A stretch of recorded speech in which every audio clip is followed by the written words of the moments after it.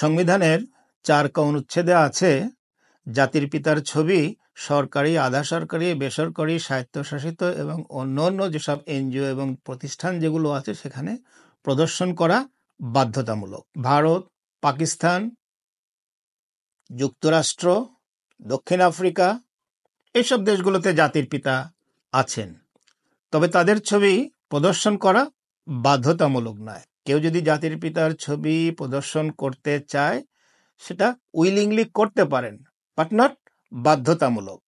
বাংলাদেশ ছাড়া পৃথিবীতে একমাত্র তুরস্কতে জাতির পিতার ছবি প্রদর্শন করা বাধ্যতামূলক।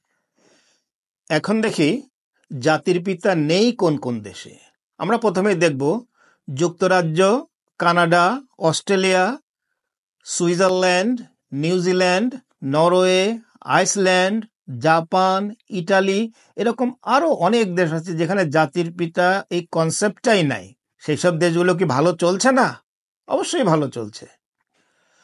বাংলাদেশের মতো একটি পিছিয়ে পড়া জনগোষ্ঠী, এখানে জাতির পিতা আইনগতভাবে ঘোষণা এবং বাধ্যবাধকতা থাকলে পর্যায়ক্রমে এটা ব্যক্তি পূজায় পর্যবসিত হয়। তাই সংবিধানের 4 ক অনুচ্ছেদ বিলুপ্তির জন্য সুপারিশ করা হয়েছে।